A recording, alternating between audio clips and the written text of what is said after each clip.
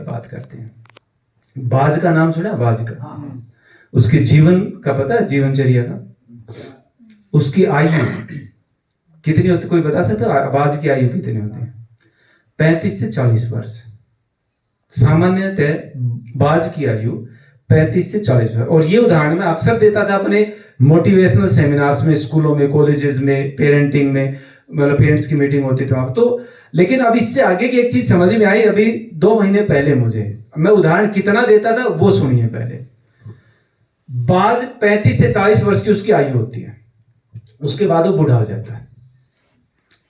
पंख इतने हैवी हो जाते हैं कि वो उड़ने में सक्षम नहीं होता। चोंच उसके ऐसे मुड़ जाती है कि वो किसी चीज को खाने में सक्षम नहीं रहता। पंजे उसके ऐसे अंदर की तरफ मुड़ जाते हैं कि शिकार करने में, पकड़ने में किसी को भी वो सक्षम नहीं रहता। अब यहां पर उसके पास 2 ऑप्शन है। पहला ऑप्शन, वो सुसाइड कर ले, मर जाए, या फिर कोई अन्य प्राणी उसको आकर के, जीव जानवर उसको खा जाए, मार दे। लेकिन ये ऑप्शन किसी भी बाज को मंजूर नहीं होता। आज तक एक भी बाज को मंजूर नहीं हुआ है, सिंगल वन बाज को भी ये उसको मंजूर नहीं होता। क्यों? क्योंकि वो पक्षियों का राजा रहा, और केवल पक्षी ही नहीं, पशु भी उससे डरते थे। तो ये ऑप्शन बाज को मंजूर नहीं। अब दूसरा ऑप्शन उसके पास होता था कि 6 महीने की कठोर तपस्या करे वो। 6 महीने की कठोर तपस्या करे, उसके बाद उसको एक अलग जीवन मिलेगा। तो हर बाज 6 महीने की तपस्या चुनता है। और उस तपस्या में होता क्या है वो ध्यान से सुनिएगा। हर बाज अपना स्थान छोड़ करके निकल जाता है किसी एकांत में, और एक ऊंची चोटी पर, पहाड़ पर, पत्थर पर जाकर के बैठ जाता है, जहां पर अन्य कोई पशु पक्षी नहीं होता, केवल अकेला वो एक बाज। और वहां पर जाकर के सबसे पहला काम करता है वो बाज, अपनी चोंच को पत्थर पर मार मार के तोड़ देता है। अब सोच सकते हो कितनी पीड़ादायक वो परिस्थिति उसके साथ होती होगी, कितना खूनम खून वो होता होगा। लेकिन वो बाज चुनता है उस तप को, और वो अपनी चोंच को तोड़ देता है।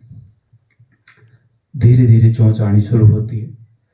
सेकंड पड़ाव में बाज जो काम करता है वो अपने पंजों को उस शिला पर घिसाता है, घिसा घिसा करके पूरे पंजों को निकाल देता है, तोड़ देता है। इतना सहज नहीं है जितनी सहजता से मैं बता रहा हूं और आप सुन रहे हो उसके लिए करना, लेकिन वो करता है। और जब तक उसके थोड़े थोड़े पंजे आते हैं, चोंच भी आ चुकी होती है, नई चोंच उसकी। और अब उस नई चोंच से वो बाज क्या करता है, अपने शरीर के एक एक पंख को उखाड़ करके फेंकता है, एक एक पंख को उखाड़ के फेंक देता है। और पंख उखाड़ने में कितना दर्द होता होगा। 6 महीने के बाद उसकी पंख भी नहीं होती हैं, चोंच भी पूरी नहीं होती है, पंजे भी पूरे नहीं होते हैं। और 6 महीने के बाद वो एक युवा बाज जो उड़ान भरता है जिस हौसले के साथ में, वो आप सोच सकते हो क्या हौसला उसका रहा है। एक युवा बाज, और उस बाज को देख करके कोई ये कह नहीं सकता कि वो पहले बूढ़े वाला बाज है, ऐसा युवा बाज। अब यहां तक तो मैं उदाहरण हमेशा देता था, बहुत मोटिवेट करता था लोगों को। लेकिन एक बात मुझे अब समझ में आई, कुछ दिन पहले मैं और मेरी देवी जी, हम जब जाते हैं गांव में तो 250 किलोमीटर गांव है रोज चंडीगढ़ से, तो हम किसी विषय को लेकर के चर्चा शुरू कर लेते, तो बाज की चर्चा हमारी चल पड़ी।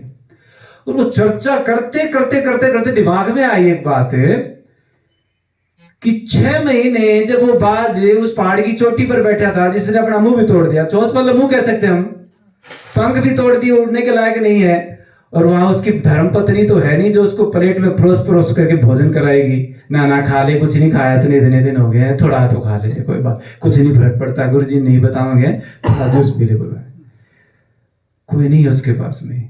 तो 6 महीने का उपवास भी उस बाज ने किया है, और उस उपवास की बदौलत वो युवा अवस्था को प्राप्त हुआ, क्योंकि उसकी पूरी आंत की सफाई हो चुकी है 6 महीने में।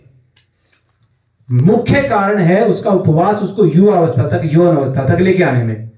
हमने तो 3 महीने की तपस्या करनी है, और चोंच भी नहीं तोड़नी है, ना पंख फाड़ने हैं, ना पंजे घिसाने हैं, बात जितना कष्ट तो नहीं है हमें, सिर्फ 3 महीने की तपस्या और एक अलग यौवन के साथ आप पैदा होंगे, एक नया जीवन आपके पास में होगा। तो इसीलिए सिर्फ छोटा सा निवेदन इतना सा कर रहा हूं आपसे कि इस परंपरा को, इस पद्धति को। अच्छा, आप एक सवाल का जवाब देंगे पहले, बाद में इस बात को पूरी करूंगा। आप लोग यहां पर किस लिए आए? कोई भी बता दे मुझे, एक भाई बहन कोई भी आप में से, आप लोग किस लिए आए हैं यहाँ पर? कायाकल्प। कायाकल्प का मतलब सिंपल भाषा में समझाते हैं जी, कायाकल्प नहीं समझ में आता। स्वस्थ होने के लिए, स्वस्थ होने के लिए कौन कौन सक्षम है? एक बार भी फोन को उधर घुमाना। स्वस्थ होने के लिए कौन कौन आया? हाथ खड़े कर लेंगे, हाथ नीचे कर लेंगे। कुछ बहनों के हाथ खड़े नहीं थे, वो किस लिए आए हैं? हाँ जी, प्रभु प्राप्ति के लिए। बहुत अच्छा जी, धन्यवाद आप सबका। बहन ने एक बात कही थी यहाँ से कि वो योगाचार्य जी योग को भूल गए हैं और अब कंप्लीट एनडीएस को अपना लिया उसमें आगे। मैं योग को भूला नहीं हूँ बहन जी, योग तो समझ में ही अब आया है, क्योंकि जिसको हम लोग परिभाषा जो योग मानते हैं वो योग थोड़ी है, वो तो योग का एक हिस्सा है। महर्षि पतंजलि ने लिखा कि यम नियम आसन प्राणायाम प्रत्याहार धारणा ध्यान समाधि अष्टौ अंगानि योगा। तो आसन और प्राणायाम ये तो इसके एक हिस्सा है, अंग है। लेकिन हम लोगों ने योग आसन और प्राणायाम को मान लिया तो व्यायाम है, वो योग नहीं है। योग तो समाधि है ना, योग तो समाधि है। तो बहन जी योग समझ में ही अब आया है कि योग क्या है। तो दूसरी बात, कुछ बहनों ने ज्यादातर ने जवाब दिया था कि हम लोग यहाँ पर स्वस्थ होने के लिए आए। तो स्वस्थ होने के लिए मत आना, स्वस्थ होने के लिए कभी कुछ मत करना, ठीक है।